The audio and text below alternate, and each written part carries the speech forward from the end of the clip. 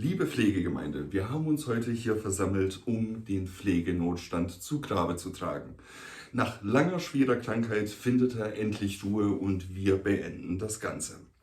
Ob ich dir hier Quatsch erzähle, das entscheidest du am Ende dieses Videos, denn genau darum soll es heute gehen, um Entscheidung. Denn der Pflegenotstand, ein Begriff, der aus den 1960ern stammt, als die Krankenhäuser expandiert sind, also als viel mehr Krankenhäuser auf einmal vorhanden waren als Pflegekräfte, hat da seinen Ursprung. Doch mittlerweile ist dieses Wort Pflegenotstand einfach zu einem Synonym geworden für alles, was im Gesundheitswesen einfach falsch läuft. Aber es ist auch mittlerweile einfach der schwarze Mann, der unterm Bett von Pflegekräften quasi lauert. Also verstehe mich an dieser Stelle bitte nicht falsch. Es ist tatsächlich so, dass Personalmangel herrscht, dass Fachkräftemangel herrscht, der demografische Wandel macht der Pflege natürlich auch zu schaffen. Also es sind ganz viele Sachen, wo dieser Begriff von seiner ursprünglichen Bedeutung durchaus Platz findet. Aber es ist kein Notstand. Und wenn du etwas als Notstand titulierst, so wie wir uns jetzt in einer Ausnahmesituation quasi befinden, dann nimmst du oder gibst du Verantwortung in diesem Moment ab. Also du hast nicht mehr die Kontrolle, du bist dann nicht mehr involviert. Es ist eine höhere Macht. Und natürlich hat die Politik da einen ganz großen Anteil dran. Und natürlich muss sich diesbezüglich auch etwas ändern. Doch stell dir das Ganze einfach mal als Pflegeplanung vor. Was wäre jetzt ein Nahziel und was wäre ein Fernziel? Denkst du, es ist wahrscheinlicher, dass du mit deinem Einsatz kleine Veränderungen in deinem Alltag vornehmen kannst, in deinem Stationsalltag und dadurch dein Leben ein wenig erträglicher machst? Oder denkst du, dass es ein Nahziel ist, auf die Politik zu hoffen? Ich meine, die letzten 30 Jahre haben ja schon gezeigt, wie viel Engagement und Leidenschaft da drin steckt. Also es kann ja nicht mehr lange dauern. Wenn du da der festen Überzeugung bist, dann herzlichen Glückwunsch. Doch wenn du sagst, die Politik ist da entscheidend, dann mach dich politisch stark. Es gibt Pflegekräfte in der Politik. Das bedeutet nicht, dass du dich da nicht engagieren kannst, dass du dich nicht in Kammern organisieren kannst, dass du nicht irgendwo dich politisch einbringen kannst, wenn du denkst, das ist tatsächlich der wichtigste Faktor, der einzige mögliche Weg, dann ist das auf jeden Fall für dich auch der richtige Weg. Doch wenn du denkst, du kannst nichts verändern, dann hast du auch recht, denn jede Veränderung beginnt erstmal im Kopf. Wenn du glaubst, das System ist unumstößlich, dann bist du in genau diesem System relevant. Doch ich finde, dass in einem System, wo Krankenhäuser bestohlen werden, dass in einem System, wo Applaus mit Respekt verwechselt wird, dass in einem System, wo die Ehrenpflegers die Zukunft der Pflege repräsentieren sollen und den Nachwuchs motivieren und wo auf einmal Intensivbetten Menschen versorgen und wir darüber diskutieren, ab wie vielen Toten pro Tag wir Weihnachten feiern können. Das ist meiner Meinung nach ein System, was dringend verändert gehört. Und da hat jeder seine Verantwortung drin. Du als Pflegekraft, als Arzt und auch als normaler Mensch. Denn es ist unser Gesundheitswesen. Es ist nicht das Gesundheitswesen der Politik, es ist nicht das Gesundheitswesen der Pflege, es ist unser Gesundheitswesen. Und da hast du als Patient genauso deine Verantwortung wie die professionellen Pflegenden. Weil wenn du nachts um 3 mit Knieschmerzen, die du seit 3 Wochen hast, in die Notaufnahme kommst, dann belastest du genau dieses System. Du machst Leuten eine Arbeit, die dann letzten Endes nicht die Kapazitäten haben, um sich für Leute zu kümmern, die wirklich akut medizinische Versorgung brauchen. Und sind wir doch mal ehrlich, wir wollen alle gut versorgt werden, wenn wir ins Krankenhaus gehen. Egal welches Fachgebiet. Da gibt es keine Unterschiede. Es ist je nachdem wichtig, was für ein Leiden du gerade hast. Also ich will genauso mit Diabetes mellitus gut versorgt werden, als auch mit einem gebrochenen Bein. Und wird vielleicht die Chirurgie eine höhere Relevanz für mich haben in dem Moment, wo ich ein gebrochenes Bein habe, als die innere. Aber das bedeutet letzten Endes ja nicht, dass die innere nicht genauso wichtig ist wie die Chirurgie. Und das bringt mich dazu, dass genau in unserem Beruf, nämlich in der Pflege, dass sich so viele Berufsgruppen untereinander häufig nicht so positiv gegenüberstehen. Und das finde ich schade. Ja, wir sitzen doch letzten Endes alle im selben Boot. Jeder hat seine Aufgaben, jeder hat sein Fachgebiet und wir sind alle unterschiedlich. Und das ist letzten Endes doch auch tatsächlich das Schöne an diesem Beruf. Und genau diese verschiedenen Charaktere, diese verschiedenen Typen sind ja auch so schön an der Pflege. Also ich finde es toll. Ich finde, ich habe absolut meinen Traumberuf gelernt und das einfach weiter nach außen zu tragen, damit ist schon der Pflege wahnsinnig geholfen. Denn was wird denn letzten Endes nach außen kommuniziert? Die Missstände. Und wie soll das positiv auf unseren Beruf zurückfallen, wenn immer nur gesagt wird, was schlecht ist? Deswegen finde ich, lasst uns doch mehr darüber reden, was schön ist und gemeinsam eine Lösung finden für das, was eben nicht so schön ist.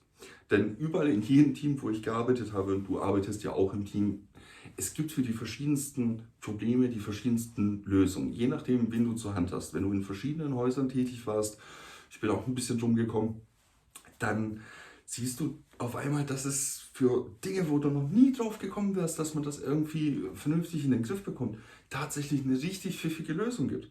Und ich telefoniere seit 2 Jahren jeden Tag zwischen 50 und 100 Krankenhäuser oder Pflegeheime oder ambulante Dienste ab. Also ich stehe mit den Leuten schon in guten Austausch, möchte ich behaupten. Es sind überall dieselben Baustellen. Pflege hat seit 30 Jahren sowohl kein Geld als auch kein Personal und schon recht keine Zeit. Ich habe noch in keinem anderen Beruf gehört, dass du keine Zeit hast, um ein Glas Wasser zu trinken oder aufs Klo zu gehen. Doch hast du nicht die Zeit oder nimmst du sie dir nicht? Das ist an der Stelle eine viel interessantere Frage, denn Zeit haben wir alle nicht. Der Tag hat 24 Stunden und was du daraus machst, ist deine Sache. Also, wenn du dir keine Wertschätzung entgegenbringst, wie soll dann jemand anders Wertschätzung für dich, respektive für unseren Beruf entgegenbringen? Also hast du doch viel mehr in der Hand, als du vielleicht im ersten Moment glauben magst. Und nur wenn wir jetzt gemeinsam beschließen, dass der Pflegenotstand beendet ist, bedeutet das ja nicht, dass seine Spuren dadurch verwischt sind. Stell dir mal vor, der Pflegenotstand wäre so das absolute Böse, das Imperium der Macht sozusagen. Nun, bloß weil das Ganze jetzt nicht mehr eine akute Bedrohung darstellt, heißt es noch lange nicht, dass die Spuren der Verwüstung dadurch von jetzt auf gleich weggewischt werden. Doch da können wir auch wieder gemeinsam handeln.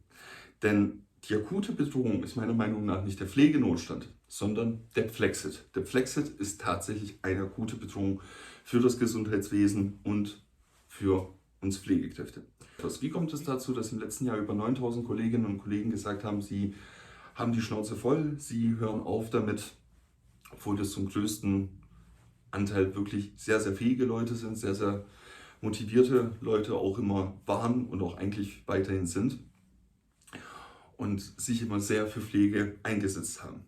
So, meiner Meinung nach ist das einfach die Folge dessen, wenn man einfach den Bogen überspannt.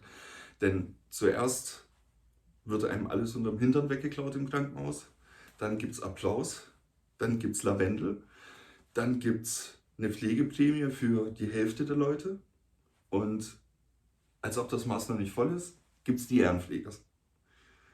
Und ich kann durchaus nachvollziehen, dass es dann irgendwann genug ist. Doch welche Auswirkungen hat es, wenn du den Pflegenotstand als dieses mächtige Wesen siehst? Ganz viele Missstände, ganz viele Probleme, die tatsächlich akut auch noch weiterhin herrschen, wie zum Beispiel, dass es zu wenig Fachkräfte gibt. Die durchschnittliche Verweildauer im Pflegeberuf beträgt 7,5 Jahre in der Krankenpflege und 8,5 Jahre in der Altenpflege. Und da werden die Stimmen immer laut, wenn diese Zahlen fallen, dass man die Umstände und die Bedingungen verbessern muss und dass die Politik da dringend etwas machen muss. Und auf der einen Seite stimmt das natürlich, die Rahmenbedingungen müssen verbessert werden. Es gibt viele Punkte, wo die Politik durchaus tätig werden sollte. Absolut kein Thema. Doch ich stelle mir die Frage, liegt es nicht vielleicht auch daran, dass falsch nach außen kommuniziert wird?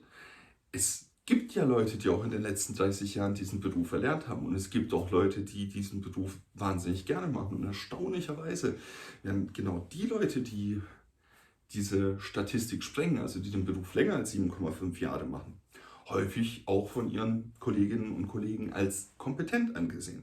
Das bedeutet, vielleicht hat es auch etwas damit zu tun, dass Pflege einfach schlecht nach außen kommuniziert. Und es fängt bei den Krankenhäusern an und hört bei der Person auf, die auf der Party sich darüber beschwert, wie scheiße ihr Leben ist und wie anstrengend ihr Beruf ist.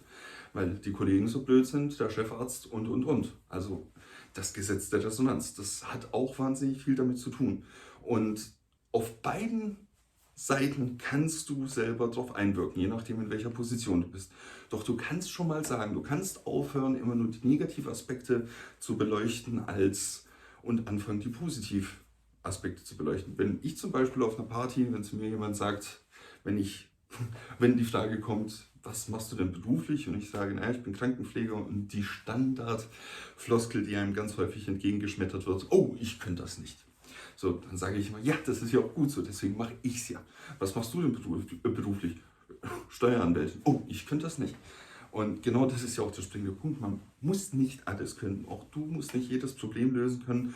Doch wir sind 1,7 Millionen. Und wenn du dich auf ein Problem konzentrierst, das, was dir am wichtigsten ist, und das jeder macht, dann sind es 1,7 Millionen Probleme, die gelöst sind. Und schwuppdiwupps, sieht die Sache doch schon wieder ganz anders aus. Und welchen Hebel du da ansetzen kannst, hängt natürlich davon ab, wo du bist, was du machen kannst, in welchem Fachgebiet du tätig bist und. Und stell dir doch einfach mal die Frage, was würdest du machen, wenn du jetzt komplett alleine die Station schmeißen müsstest? Was hätte Priorität? Wäre deine Priorität, alle Patienten einmal durchgewaschen zu haben, bei der Visite bei der Visite mitgegangen zu sein, oder etwas anderes? Was hätte für dich Priorität? Und so hast du eine ganz einfache Prioritätenliste, weil ich stelle mir die Frage, braucht es ein Staatsexamen, um Essen auszuteilen? Braucht es ein Staatsexamen, um Gläser zu verteilen? Braucht es ein Staatsexamen, um Kurven vorzuschreiben? Und. Und ich könnte da noch lange weiterreden. Das wäre jetzt nicht das Problem, doch darum geht es gar nicht. Es geht nicht darum, wie ich das Ganze sehe, wo ich Optimierungspotenziale und Bedarf auch sehe, sondern es geht darum, wo du deine Möglichkeiten siehst. Wenn du findest, dass irgendein Prozess auf Station mehr Arbeit verursacht, als er tatsächlich löst, dann sprech das an.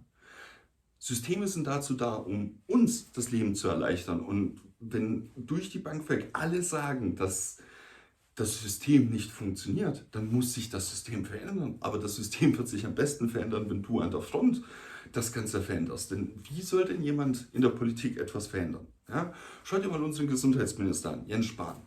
Keiner lässt ein gutes Haar an ihm, und ich bin auch kein Fan seiner Politik. Doch, hast du dir mal ein Interview mit ihm zum Thema Pflege angehört oder angeschaut? Was ich ihm auf jeden Fall zugute halte, ist, dass noch vor der Pandemie Pflege wieder Thema geworden ist, nachdem Pflege Ewigkeiten in der Versenkung verschwunden war. Wenn schon alles den Bach runtergeht, wenn wir einen Gesundheitsminister haben, dem Pflege wichtig ist, was denkst du, wird passieren, sollte ein Gesundheitsminister wiederkommen, dem Pflege jetzt nicht so wichtig ist oder der da nicht den Stellenwert sieht? Pflege ist was ganz Besonderes, Pflege ist was ganz Eigenes und man muss den Wahnsinn lieben.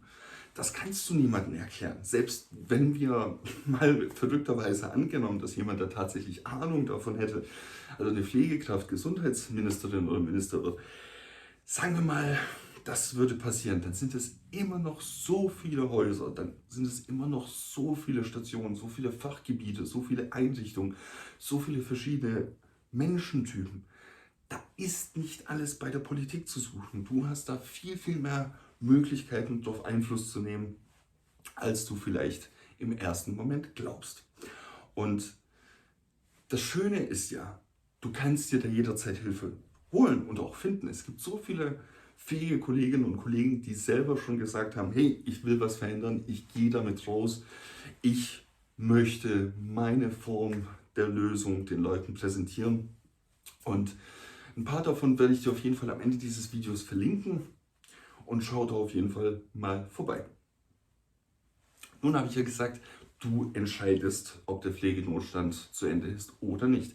Wenn du findest, dass alles gut so wie es ist und du keinen Einfluss auf deine Zukunft hast, auf die Zukunft von Pflege und deswegen ein Opfer des Pflegestandes bist sozusagen, dann mach weiter wie gehabt.